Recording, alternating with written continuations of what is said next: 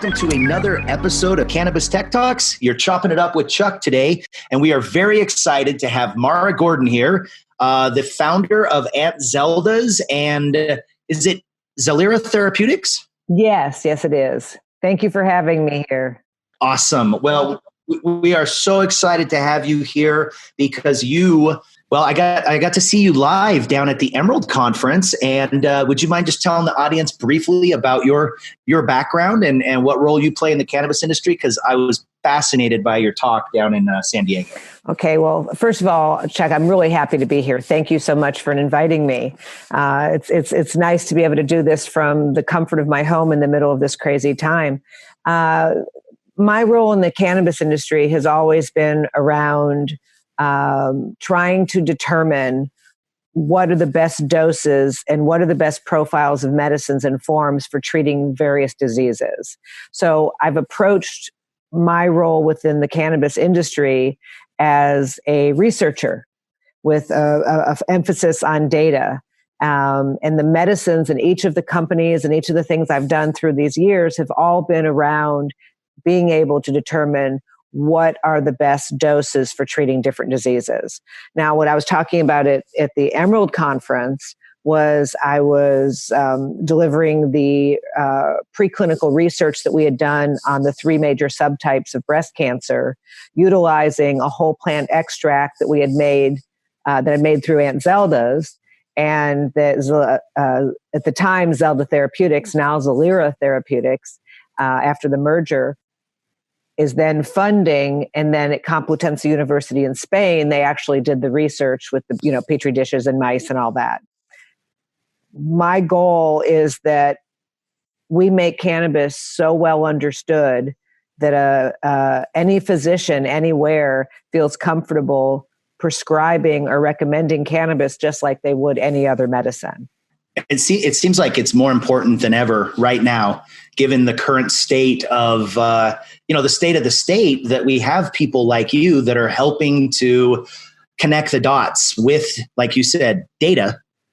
Because once you have that empirical type of evidence and data and things like that, then all of a sudden people that maybe don't understand, aren't from within the industry, they can look at things from a more objective standpoint. Absolutely, and the only way that we're going to get the medical community and the government as a whole to accept this to the extent that it needs to, so that we can take it off of federal Schedule 1 and things like that, is if they feel comfortable and empowered to take back control of the conversation. I'm not saying people shouldn't be able to use cannabis any way that they want to, but we need to get enough data around this so that we can establish what the patterns are in treating different diseases. I'll give you an example of where this is a problem or a challenge, I guess a better word in some cases, is, people will say to me, well, why don't you name your products? Like, why don't you call it like calm? Like, calm is one of the words that's like one of the words that a lot of companies are using to describe their products for something. And I'll say, well, mainly because you can take that product and it'll make you feel calm. Maybe I take that product, it makes me feel like I'm jumping out of my skin. So with cannabis, you have to be very, very careful how you label and claims that you make medically. And the only way that we're going to be able to get to anything around 80-20 is if we have enough data in order to do that. It's really fascinating to me that we're in the middle of this. We're probably a few weeks into the here in the US, we're probably a few weeks into the kind of stay at home, all the events are canceled. Pretty much everybody's life is being affected in one way or another by a virus. And it's sort of put front and center into everybody's world how important science is and how important, medical professionals having access to data is, because when we deal with these things without that data, without those scientists and doctors and everything like the epidemiologists and all of that, we're really in a lot of trouble. And so it seems like from a perspective of cannabis, even though it's 2020 and we've accomplished so much and we've gone so far, we're still missing a lot of data, aren't we, for the research community? Well, it's a very complicated topic. It's a very complicated topic to try and get any kind of definitive answers on it, because the best that any of us can do is say, well, it depends. So, that level of uncertainty, because not only are we dealing with a plant that may have upwards of 500 components within it, we then have to figure out how much of each one is in there, and are they going to consistently be that level within there, and which ones can we leave out and which ones can't we leave out, and which are the most important, and in treating what various diseases. Now, the other thing is there are so many different diseases. I mean, there's over 200 different kinds of cancers alone, and each one of those cancers has its own genetic anomalies as well. So when people talk about using cannabis to treat various diseases, which disease? Which ones are you talking about? Right. And for whom? Who's the population that's going to be using it? How old are they? Are they male or female? Have they had, what are their other pre-existing conditions or comorbidities? So there's never a simple answer. And we live in a world that really wants just simplicity. Otherwise, we wouldn't have a reality star in the White House. I saw somebody put on Twitter, and I think that this kind of sums it up. We may have the worst person ever to be in charge during a pandemic. Maybe if this hadn't happened, maybe he could have navigated the waters with the economy doing great and everything else. But this is a real test of, systems and governments and safeguards and everything like that. And we're all worldwide, being tested right now. 100%. So this is just a theory. Whether you edit it out or not, this is a theory of mine, and I have a lot of them. But and this probably has nothing to do with cannabis particularly. But if you remember back to the 2000 aughts when the writer's strike took place. And that was kind of the rise of the dominance of reality TV, because it was cheap and easy and you didn't have writers and you could just film. So that's kind of when we started seeing this big surge those years ago. And I really feel like that set up the world, or at least let's say with the United States, the US, to have an environment where you have the reality star president asking the extraordinarily bipolar, not on his meds rapper for advice. I mean, and making, on who should be in prison and who should, it's crazy. It's like, where are we? I feel like we're in a reality show, and that someone's going to say, okay, cut. And then we're going to all get back to our real lives at some point, from what I'm witnessing out there. And so I'm hoping that one of the resulting outcomes of this pandemic will be that people will say, wait a minute, science does matter. We've all been with our heads in the sand, but all of a sudden this is really personal and it's affecting everybody. And, who do you want your advice from? Do you want it from Dr. Fauci, or do you want it from somebody who, is selling merchandise outside of... Yeah. You want it from Dr. Exactly. Fauci or Dr. Dre? Dr. Dre, exactly. So I'm hopeful. And then, of course, cannabis being delegated an essential business was a huge hurdle for us to overcome. Yeah. So it seems to me that after, this, after everybody emerges and we all come out from our home offices and everybody's chomping at the bit to get going, cannabis is going to be able to stand on its own legs and be considered from just about everybody important and necessary, and something that matters from here on out. Yeah, for a lot of us, it's already mattered. Mm-hmm. And I think that this is finally being able to get that respect. In California, after the Compassionate Use Act, of course, was passed back in 1996, and allowing medical, the state was wise enough to leave it in the hands of the medical providers to decide what's medically necessary, instead of trying to legislate it like they have in so many other places, where they were having elected officials deciding what medical conditions. It's kind of like having some clerk at an insurance company deciding whether you need to have a procedure or not. Right. Like, they're not qualified. It was the same sort of thing in a lot of states with what was eligible for cannabis and what wasn't. California always took the thing as that's a conversation between the doctor and the patient. A lot of people exploited that as a way of having easy access to cannabis through dispensaries and whatnot, making medical claims of things like, like I said before, like I stubbed my toe. Oh, I need a year's supply of cannabis, and you'd go to some doc in a box, and he'd write you a rec, and you'd pay him $100 or whatever it was. Then when Prop 64 passed back in 2016, and that it allowed adult use in California, I've been watching this wave. It's more like a tsunami that has gone on of this rush to the rec market, this rush to the bottom. And I've been scratching my head all this time, since, it took effect January 1st, 2017. Like, I don't get it. I just don't get it.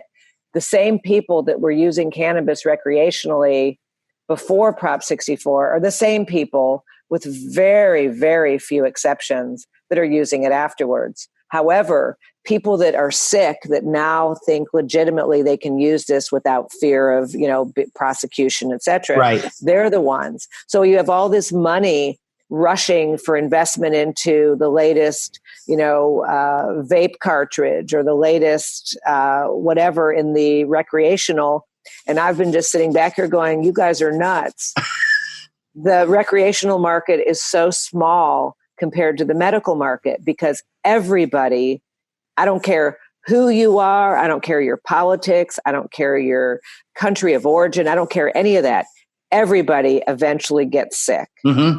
And everybody has an endocannabinoid system. Yes. So cannabis is a potential medicine for each and every one of the people. And the amount of money that the average cannabis patient, and I use that word very, very intentionally, that the patient that uses cannabis, the amount of money that they spend is so much greater than the amount that the average person that walks into a dispensary that wants to know, what do you got on sale? What's going to give me the most bang for my buck? And they spend $25. Somebody that's using cannabis as a medicine, not only do they have a larger amount that they ordinarily need, they have incredible brand loyalty, and they understand that once they find what works for them, they stick with it, and they stay with it loyally over time, and it transforms their lives. It isn't their lifestyle, it's their medicine. And I think that the cannabis being designated as an essential service is in some way recognizing and codifying that fact that cannabis is essential to a patient's well-being, and healthcare is having access to CVS or Walgreens. Yeah, I mean, this is really these are times. Did you ever think we'd be at this point? You've been in this industry for so long, where we are right now in 2020. Unfortunately, I did. I didn't think we would have, COVID-19. Who could have thought that? But you knew something was going to happen. Yeah. But what I have watched is back before Prop 64, before adult use, which is probably an easier way for listeners to understand it. Before adult use, investment dollars were really very difficult to get for anything medical, because the investors were very concerned about putting their money in anything that actually touched the plant. Right. So all the investment was in like grow lights and, the ancillary businesses, vape equipment, software platforms, devices, that sort of thing. And when I try to get money for anything that had to do with the actual development or cultivation or manufacturing with the plant itself, investors were very frightened by that. And then after after adult use was passed, there was this mad stampede to put money into all these, quote unquote, house of brands that had no substance, no audience. And the only thing that their claim to fame is, we're coming out with a new SKU a month, so we have a new audience all the time.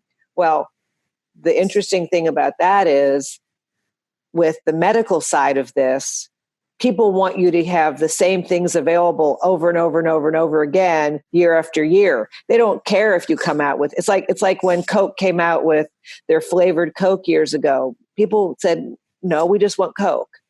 We're not interested in a cherry Coke. We want Coke. And it's the same thing with cannabis. It's like, this is the product. I want a high THC to do X. I want a high CBD to do Y. These things I use and they take care of my health issues. I don't really need you to come out with something else just so that you are relevant in the market. So, I mean, there's drug companies that might have one drug and that's all they've got out there that's FDA approved that they have on the shelves. And that's all they need to have. Right. Right. I think that we are going to take a quick break right now, and then when we come back, I want to continue talking about the essentialism of cannabis, the medical aspects, and I definitely want to touch on cannabis for veterans, and I know that's something that is near and dear to your heart as well. So we'll take a quick break, and we'll be right back after these messages. Today's episode of Cannabis Tech Talks is brought to you by Cerna Inc. Cerna Inc. designs, engineers, and manufactures application-specific environmental control and air sanitation systems for commercial, state, and provincial regulated indoor cannabis cultivation facilities in the U.S. and Canada.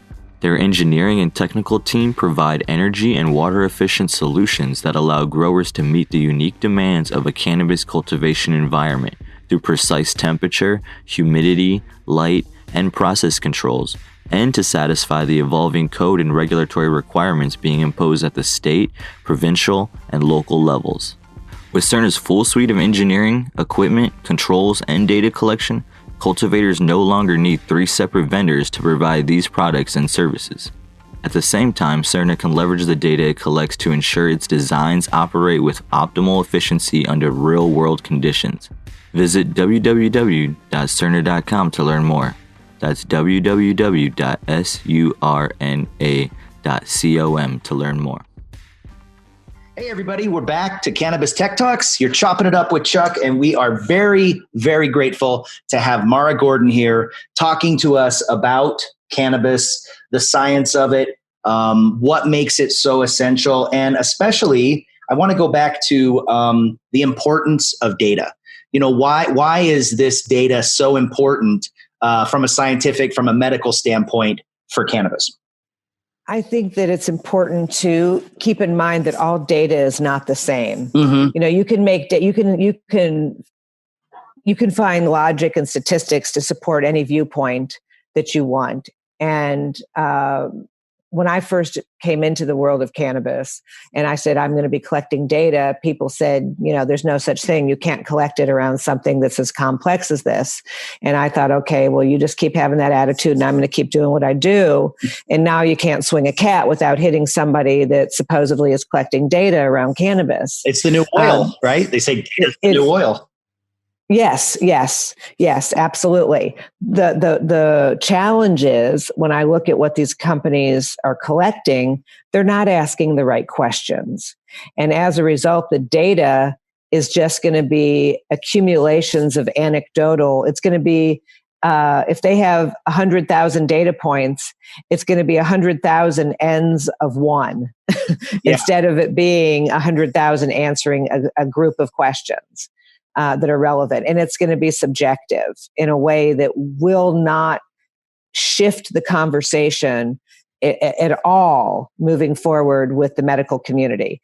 And let's keep in mind that without the doctors, we don't get the legislators. And without the legislators, we don't change laws. And without that, people are going to be hindered from having access to this. So we have to go through, you got to walk through that medical gate if you want to be taken seriously. And data, so looking at what doctors want to know about it in order to be able to see what is working and what isn't, you have to ask questions that can be tallied objectively. Like, they have scales like pain scales, anxiety scales, so there's different medical scales that you can look at.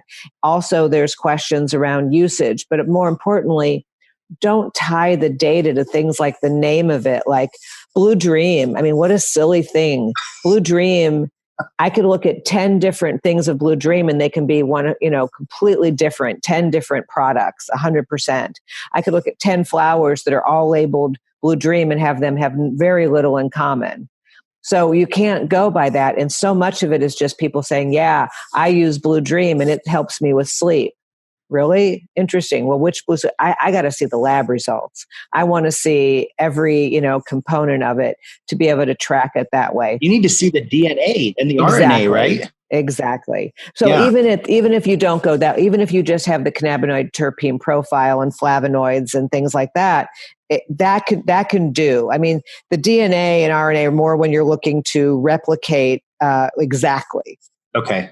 And my experience with cannabis, interestingly enough, is we made a decision based upon some definitely not double blind, not gold standard data, but good enough to make the decision to go forward, and that we then validated with the study that you saw at the Emerald Conference. And that is that patients do better on full spectrum medicines. And when I say full spectrum, a lot of the stuff that's out there that's labeled full spectrum isn't. Full spectrum means that it has within it the same profile that was in the actual plant itself, not because you took it all apart and put it back together, but that you created the product out of it, keeping it intact. Does that make sense? Yeah, absolutely. And by the way, we did a podcast last week. We had Yobi Benjamin on here, and he was talking about, he was one of the first people that we've heard talking about this, how cannabis labs are already set up right now. I think he said there's something like 1,000 of them in the United States or in North America that are set up right now to where they can test, they can be converted to test for coronavirus with the, the PCR tests. Yeah, they just need to get the standards. Exactly. Yeah. And Canada's already moving forward with it, which goes back to what we were talking about with cannabis being essential. I mean, that's pretty cool. If you've got the cannabis industry saying, hey, we've got this testing equipment, we've got the labs, let us jump in and help out. Just another kind of cool side note of how the cannabis industry can step up and help like everybody else is. Yeah, and I saw something yesterday that one of the companies here in Santa Rosa has retooled their manufacturing plant, and they're doing hand sanitizer. That's so cool. Yeah, I mean, I've also seen companies that are coming out with CBD infused hand sanitizers, and we should keep track of these so we know who not to do business with after this is all over. Yeah. There are companies out there right now that are doing some of the most unethical things. I mean, it makes me physically ill. Like one particular ex-NFL player claiming that CBD is killing and curing COVID-19. I mean, certainly his company should go under. It's disgusting. It gives the industry a black eye. We're doing so much to legitimize, and we're doing so much to, destigmatize, and we're doing so much to drive the industry forward. And when you have some players in there that do stuff like that, it's really, really frustrating, because it's almost like taking 2 steps forward and, 1 step back. Right. Well, I like what I always say to people: know your sources. Mm-hmm. Know your source. I mean, if you heard it from a celebrity, unless they're being celebrated for their scientific knowledge, then that's not who you should go to for science. Yeah. Back to we were talking about data and how essential and important it is. There's a company out there, they're called GoFire. They're based here. Oh, I know them very well. I know Peter. I know the whole group. Yeah. I was really fascinated because here at Cannabis and Tech today, obviously, we get to try a lot of cool stuff. We have a whole team that's always looking for innovative products and new solutions coming through. And I thought that it was fascinating the way the inhaler that they have, that you can either put cartridges in or you can put flower in. And it's connected to an app on your phone where you can put in kind of what you're what you're using it for. Like you mentioned earlier, sleepy or energy or, whatever it is. And then it tracks your dose and then it hits you up like 10 minutes later to get basically your feedback on what that did for what your condition is. So basically it's crowdsourcing data of users out there, pooling it all in some place where they can try to create, standardized doses and things that work. Do you think crowdsourced data is important because you don't have the strict controls and everything like you were talking about earlier? I think it's very important. I mean, I've been a big supporter of theirs, and I've actually shown them how to collect data, which data points to even collect at some point or another. I've been talking to them for years about this, and am very much in favor of this approach. Will this move it forward for the medical community? No. Sure. No. The medical community wants double-blind placebo studies. Now, here's what it does, though. What it does is it says we have 100,000 data points showing that when people use, 15 milligrams of THC, that also has myrcene in it and linalool and beta-caryophyllene, that they're able to sleep for 6 hours or 8 hours uninterrupted. That's enough data to then go to a pharmaceutical company or to go to a biopharma company and say, you know what? We're going to spend millions of dollars and years of our time doing studies. It's nice to already know pretty well whether it's going to work or not. So it actually makes it a little bit less of the uncertainty. Is it a guarantee? Absolutely not. But that's very similar to what I did, for example, with the Aunt Zelda's sleep formula. We call it nighttime. That's as close to naming as I got, is nighttime. Yeah. And we had, many, many patients using this for years and years and years, this formula. And so Zelira Therapeutics is, I started it it's a biopharma company, and it was started in order to fund preclinical and clinical trials in order to develop these whole plant products. So I was able to take the formula that we had utilized at Aunt Zelda's for years successfully, and based upon the data that we had accumulated, I was able to then justify to shareholders spending the huge amounts of money necessary in order to then fund the clinical trials. And we've just completed our second phase of trials on it now, so that we'll be able to eventually come out with something that's fairly standardized that we can make medical claims about.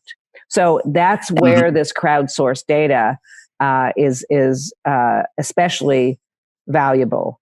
Also, until that happens, doctors, if given a choice between something that's perfect or something that's better than everything else, they're going to go with better, or the third being 100% anecdotal, and it could be nothing, no information that's validated.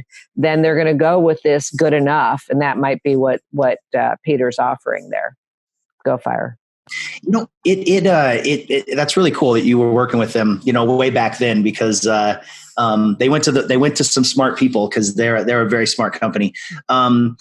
So doctors and nurses, I'm finding that I know, especially in states where cannabis isn't legal, they don't know hardly anything at all about cannabis as a medicine.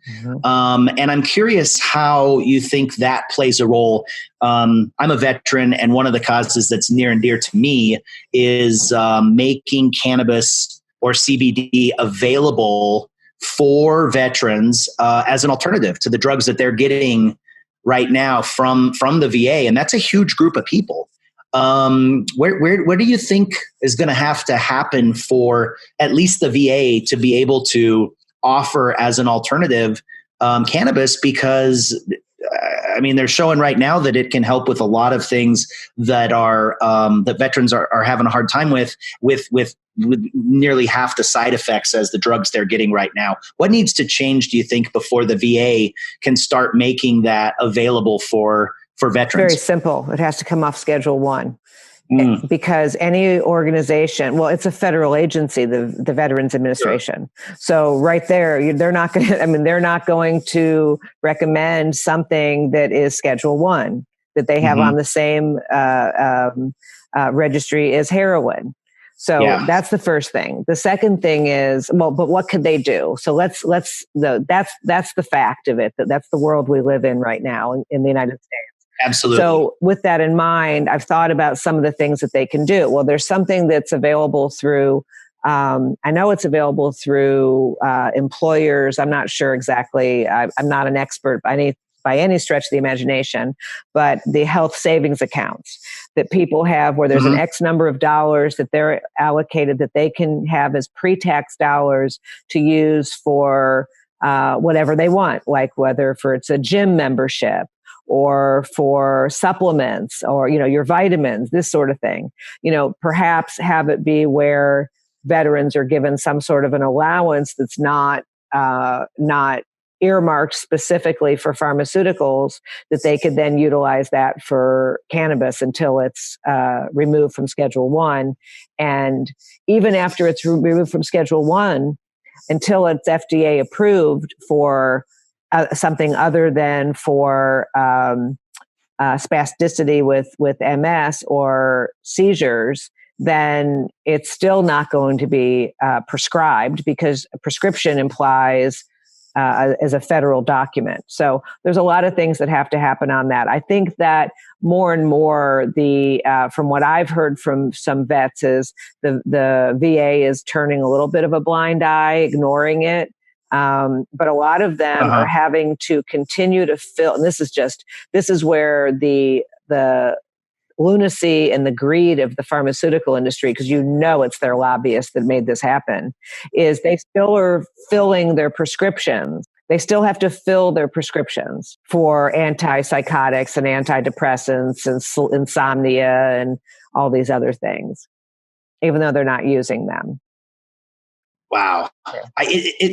It seems to me that until it's legal nationally for medical purposes, which seems like the easiest route to go, because I think we're getting to a stage where most people would agree that there's some medical benefit to cannabis, even if they're not all the way convinced, just for some of the areas you just mentioned. It seems like until we are legal nationally medical, and, we can deal with rec later on, let the states do that or whatever. But until we do that, it's going to be tough to help a lot of people and get more data and everything like that. Do you think that's the next big domino that has to fall? And do you see that happening anytime soon? I think that this coronavirus is going to be a game changer in a lot of ways. I think that it's the longer it goes on, the more of a game changer it will be. When you have a government that's suggesting that maybe older people should be willing to die so that the economy is boosted, I don't really think that's raising the confidence in the public. Especially since I follow. Thought you were going to say sustainable. Yeah. I don't think that's the economy that I want to be part of. No. But I think that one of the things that is naive is, people are pushing, we want this off Schedule 1, we want it off Schedule 1. What they need to be saying is we want it off of the schedule, period. Because one of the worst things that could happen is taking it off Schedule 1 and putting it on Schedule 2 or 3 or something like that, where it still has to be a pharmaceutical. It still has to be, through FDA and all of that. So we want to make sure we don't want it scheduled. We want cannabis to be treated. I personally think that it belongs more in the biopharma lane than it does the pharmaceutical lane, because it's a multiple components from a natural plant. So this should either be more closely aligned with nutraceuticals than pharmaceuticals.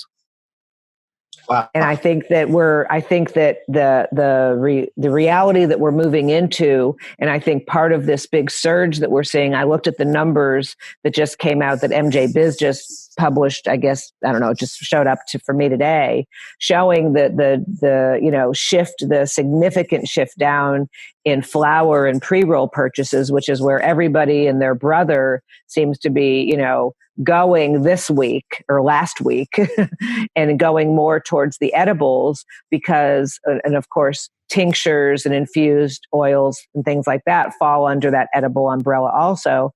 The huge 29% increase in this last few weeks because of the virus, people are wanting to take some sort of control back over of their own lives and their own bodies. And cannabis is a perfect tool for that because it is useful in so many different forms. And I think after this, the genie's out of the bottle. It's not going back in. It's been codified that this is an essential service. It's not going back to the way it was. Absolutely. And here in Denver, where I am, the mayor came out a couple days ago and he said, "Hey, listen, we're going to ask everybody at 5:00, to stay at home. We are going to, allow essential businesses to stay open." And one of the reporters said, "What about dispensaries and liquor stores?" And the mayor, he said, "No, those are not." And everybody went out.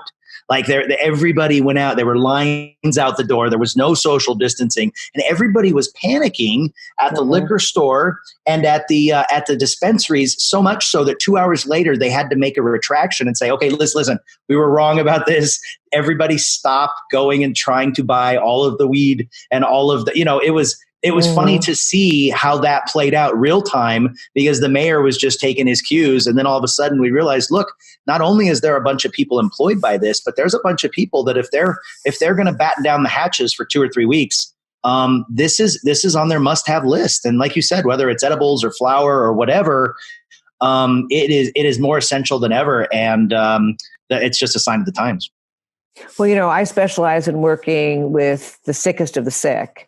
Mm-hmm. And so from my perspective, to not make this available during this time is the equivalent of, not letting an asthmatic have their albuterol inhaler while they're having an attack. I mean, it's absurd. This is their medicine, and as far as, oftentimes people compare cannabis to liquor stores and they'll say, "Oh, the liquor store this, well, the dispensary that."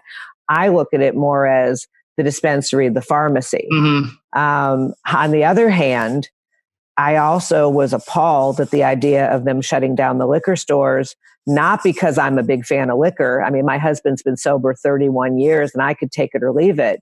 It's because delirium tremors are fatal potentially. Yeah. And if people have an alcohol addiction, whether you think that that's a good, bad, indifferent thing, whatever it is, the disease of addiction, people die going through withdrawals if all of a sudden you cut off their access to alcohol without having treatment beds and places to put these people, which of course right now we don't have.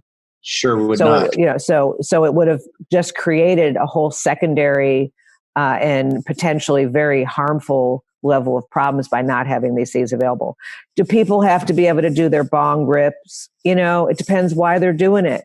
If they're doing a bong rip because otherwise they're having such bad anxiety or OCD or they can't sleep, then yeah, that's I may not necessarily think that's the best way to medicate, but if that's the way they get their cannabinoids into their body and that's what helps them to function, then power to them. And the veterans, back to what we were talking about before, yes. That's so important because, I know that we throw around the number of 22 veterans a day, but it's actually more of that. It's just 22 that we know of that each day are committing suicide as a direct result of the trauma associated with their service. And there is considerable evidence that cannabis can be helpful in many, many forms for these veterans that are coming back so traumatized and broken from their time of service. And the United States is just, we give lip service to, "Oh, thank you for your service," and kowtow to them, and then go on and give them none of the benefit that they should have, that they should reap as a result of being of service to their country. I got news for you as a veteran myself, and somebody who, still keeps in close contact with a lot of my friends from my unit and stuff like that. Veterans and soldiers have been self-medicating for a really, really long time. They have a extremely difficult job, extremely high stress. There's all kinds of physical rigors and everything like that. Mental, they're away from their families. Just if you look at what they do for the pay and everything like that, and all they get is a thanks for your service and free meals. Once a year at Right. Applebee's. I think that it is really important that we continue to kind of move the ball down the field for veterans to have access to cannabis. And did you have an organization? Like I'm really excited about the Veterans Cannabis Coalition. I got to attend an event at MJ Biz that they were doing with a company called Cerna that put that on. But who's Operation Evac? Well, Operation Evac, which stands for Educating Veterans About Cannabis, was started by Ryan Miller, and he's a vet himself. And I really am a huge fan of their program. Now, part of that's, I know that 12-step programs aren't for everybody. Some people think they're, everybody has an opinion about them. I've witnessed, my husband, like I said, he's been sober for 31 years. I have a lot of addiction in my family.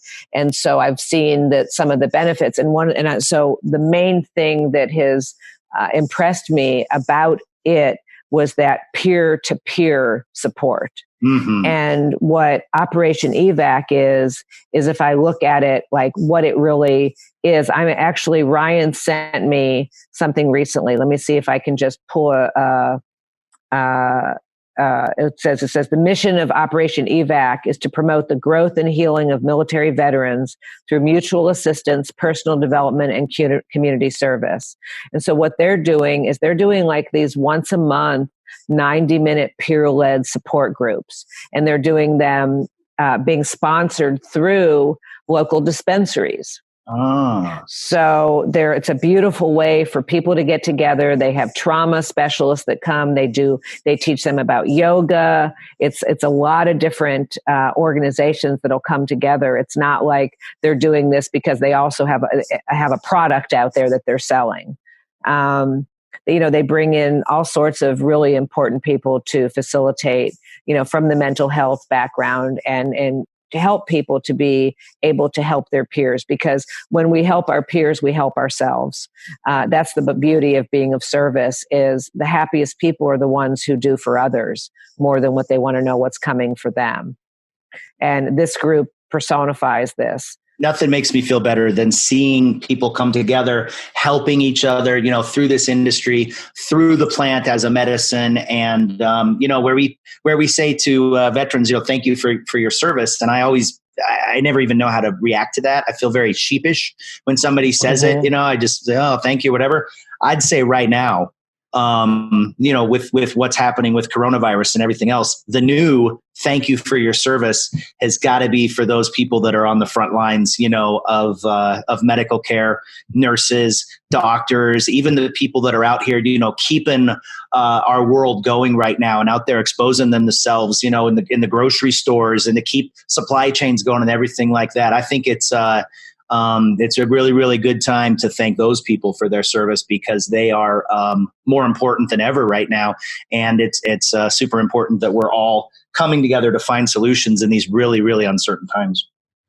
100%. I think that, worshiping the person that has an eyebrow kit, online or on, who quote unquote influencers. I don't see any influences out there picking lettuce in the field so we still have food in the supermarket right now. Oh yeah. The people, I think we're getting back to the basics of what's important and what isn't. At least I hope so.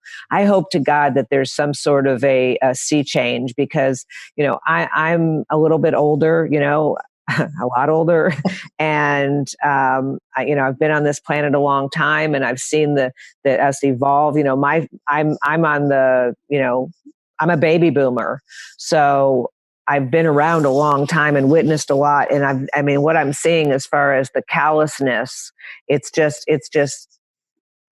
Never seen anything like it. I've never seen anything like, and the stupidity that we're witnessing so that people have their 30 seconds of fame right now. I mean, I know that Andy Warhol said everybody will have their 15 minutes of fame in their life, but I think we've turned to a world that's so instantaneously turning. It's 2 seconds of fame and then on to the next, scroll through your timeline.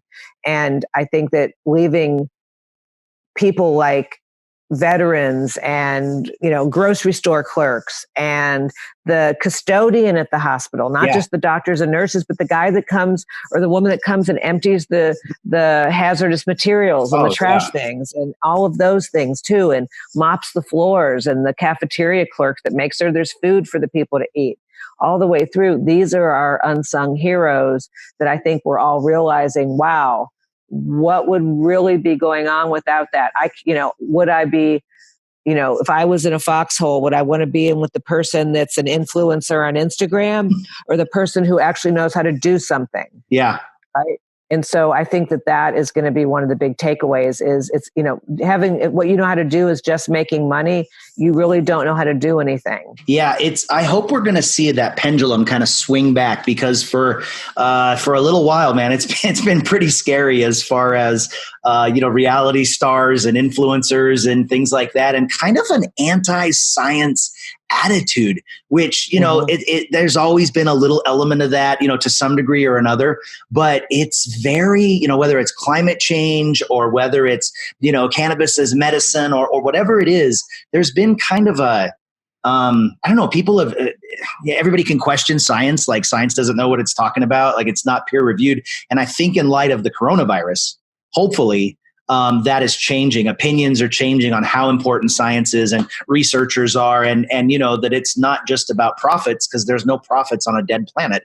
And I think that hopefully we can continue to get people excited about the science and the technology and the innovation that's happening right now. It's like Neil deGrasse Tyson said, you're entitled to your own opinions, but you're not entitled to your own facts. Right. And we got to get back to that baseline where at least we can all agree on facts. And right now, we're not exactly there. No, we are so far away from that. And the reality is most science people that you talk to, their answer will usually start with, it depends. And with that being the starting place in a nation that wants instantaneous, yes, no, right, wrong, up, down, left, right answers, they're going to be frustrated by science. So when somebody comes along and throws out hyperbole, and God knows we have a government in Washington now that it's just about hyperbole, then people are going to go, oh, okay, well, they're making me feel safe because, I'm the best and the smartest and the only and, a genius and all these things. Oh, okay, well, I can leave it in your hands and I don't have to be scared because of all the uncertainty. Well, cannabis, to take it back around, cannabis has a lot of uncertainty within it because there's so much variation within the plant itself.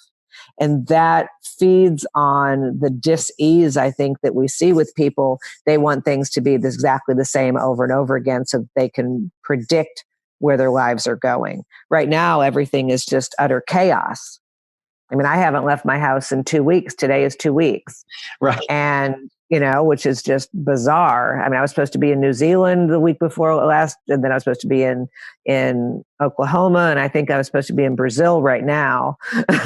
So these are strange times. We're going to be having a company virtual happy hour in a half hour, just so we can all see each other's faces and interact while we're at home. These are really, really strange times, but it's so good to have people like you, that can speak some reality and some science and some facts into this, because I think people really are starving for it. And it's just been an absolute pleasure. Adam's giving me the hook right now, telling me we got to wrap it up here. We've gone over, and it's been so much fun to talk to you about this. Can you let our audience know just where they can find you, or if they want to reach out to you or anything like that, the best way to get a hold of you? Sure. My website is auntzeldas.org. Keep in mind, org, we are science. And so if you want to reach me, you just can write to either Mara, M-A-R-A, at auntzeldas.org, or you're probably better off writing to support auntzeldas.org because I get so much email, and that way, if it's direct to me, somebody will actually get it in front of me instead of it just getting lost in the stream. And so auntzeldas.org is the best place. And, we've been specializing in treating really sick people for, almost a decade now, with doctors and nurses and whatnot, in collaborating with the care. So I feel really comfortable right now that we have a team with us for patients to go to get some sort of reassurance and not have to depend upon Instagram celebrities or whomever to make their medical decisions. Well, it is, you are always welcome with Cannabis Tech today. You are a friend of the show. I'm really excited that we are I think some big things are going to come out of this for the industry, for the businesses here, for the people. And I'm just trying to keep it, optimistic, because I know things are going to be a little crazy, probably still for several weeks to come. But again, it's just an absolute pleasure to get a chance to speak with you. Thank you so much for making some time to come with us and sit down and talk to us about the science and the data and what the essentialism of cannabis. Thank you so much for having me anytime. It's been a pleasure, Chuck. Okay, everybody. Thank you so much for joining us. This was a great podcast with Mara Gordon. If you liked it, make sure that you click the like button, subscribe, share with your friends, and we'll look forward to speaking to you guys at another episode of Cannabis Tech Talks. Thank you so much. We'll talk to you again soon.